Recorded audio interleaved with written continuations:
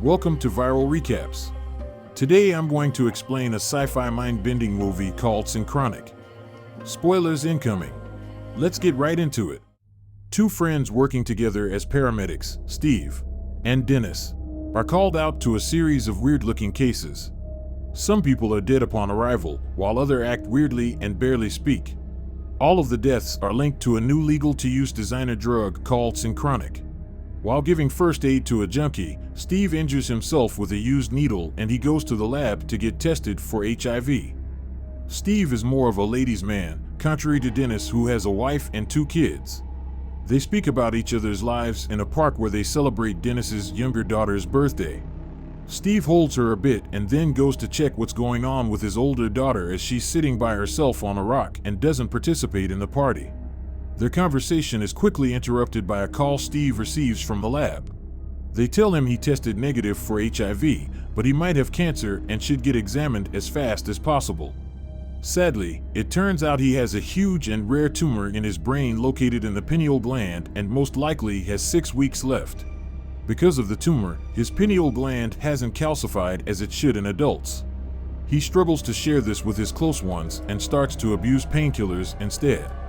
A few days after Brianna moves out of the house to start living on her own, the duo is called to yet another weird case.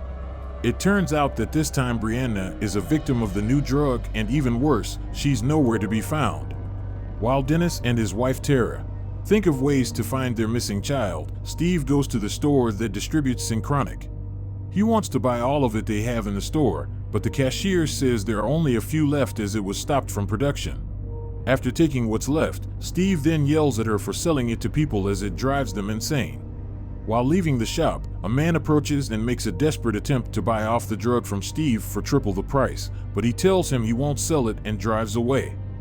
Later that day, while Steve is in his bedroom with Hawking, his dog, he hears a noise coming from the living room. He takes his bat and goes to check if there's an intruder.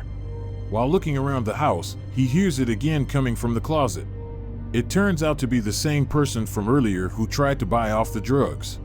He introduces himself as Dr. Kermani, the creator of Synchronic.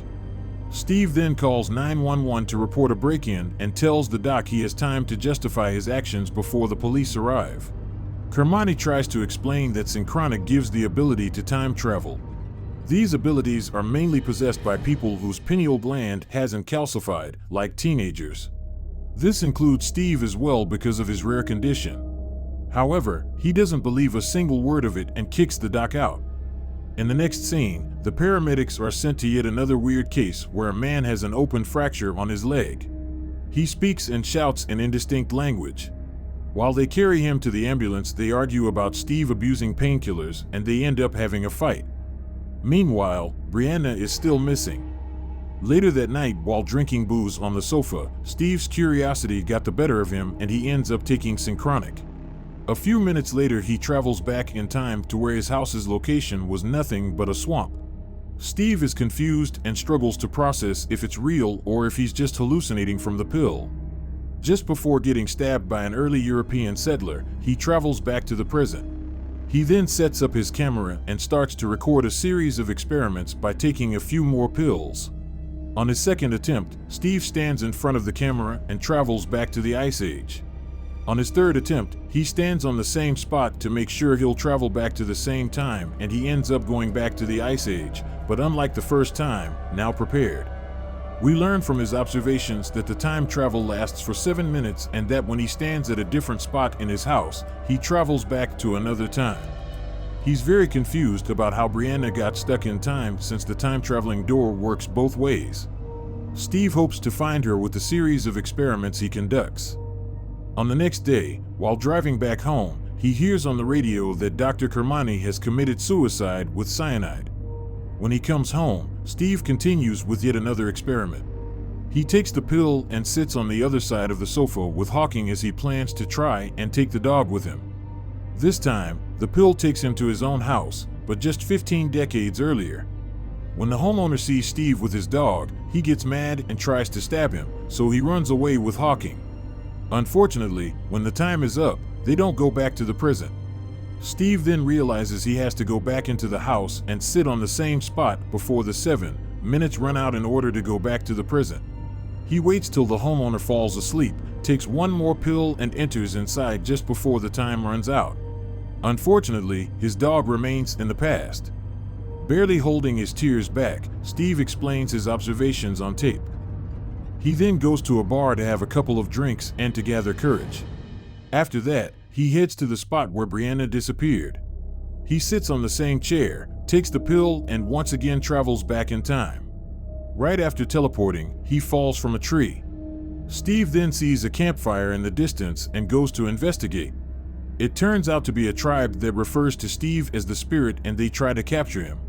He manages to escape and reclimbs the tree in order to get back to the prison. Steve then realizes that's not the spot Brianna disappeared and goes back to the bar. Dennis appears and they forgive each other for what happened earlier. Then they go for a walk and Steve confesses that he's dying. Dennis also opens up and shares that his wife wants a divorce as they don't get along after their daughter disappeared. Steve then shows Dennis the tapes and explains how the pill works and that he's been using it in order to find Brianna. After they decide what spot they should try next, Dennis insists he should be the one to take the pill. Steve tells him it's literally not possible as his pineal gland is fully developed. They go to the same rock Brianna was sitting on at the party and Steve takes the pill. After it kicks in, this time he's teleported into the middle of a war zone. While looking for Brianna, he gets shot in the leg. Just before losing hope, he finally finds her and makes her take the last pill, meaning that Steve will be stuck in this time forever. After Brianna finally gets back into the prison, we can see Steve's silhouette for one last time. Just before he disappears forever, Dennis shakes Steve's hand firmly as a final goodbye. Hey, if you enjoyed this recap, please consider subscribing and leaving a like as it helps the channel a lot. Thanks for watching and take care.